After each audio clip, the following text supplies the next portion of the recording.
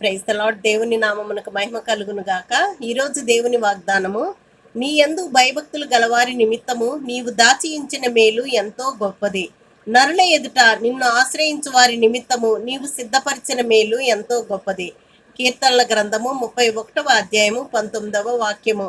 దేవుని యందు నమ్మిక ఉంచిన వారి నిమిత్తము ఆయన దాచి ఉంచిన మేలులు ఎంతో గొప్పవి అని దేవుడు ఈ దినము ఈ వాగ్దానము ద్వారా మనతో మాట్లాడుచున్నారు. ఆఖరిలో జరిగే ప్రార్థనలో మీరు కూడా ఏకీభవించండి.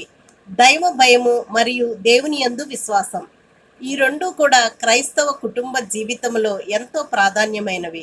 అవి మనకు ప్రేమించుటను గూర్చి ప్రభువైన యేసుక్రీస్తుకు ప్రీతికరముగా జీవించుటకు మనకు బోధించును. ఈరోజు మనల్ని మనం పరిశీలించుకుందాం. బైబిల్లో చాలామంది దైవజనులు దేవుని యందు భయభక్తులతో జీవించి దేవునికి ప్రీతికరమైన జీవితాలను జీవించి దేవుణ్ణి మహిమపరిచినట్లు మనం చదివి ఉన్నాము. ఒక గ్రామంలో ఇద్దరు మిత్రులు ఉన్నారు.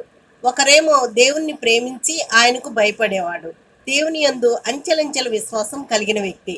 మరొకరేమో విశ్వాసి కాదు, తన ప్రజ్ఞ పాఠవాల యందు విశేష నమ్మకం ఉన్నవాడు, తన పని విషయంలో ఎంతో జాగ్రత్త కలవాడు.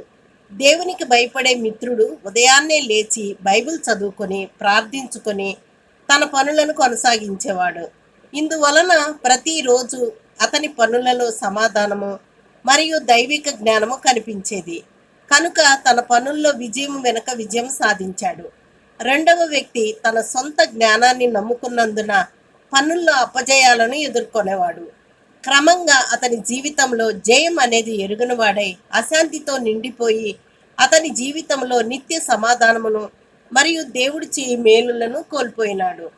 ప్రియులారా, మీ జీవితంలో దైవ భయానికి దైవ భక్తికి ప్రాధాన్యతను ఇచ్చి ఫలితముగా పరిపూర్ణమైన దీవెనలు పొందండి.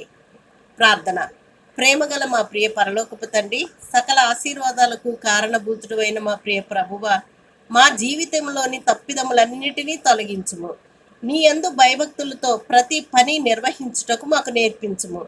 మా జీవితంలో మమ్మల్ని నడిపించండి. నేటి నుండి మా జీవితాలను మీకు సమర్పించుకొనుచున్నామని ప్రభువైన యేసుక్రీస్తు నామములో ప్రార్థించుచు అడిగి వేడుకొని పొందుకొని ఉన్నాము తండ్రి. ఆమెన్.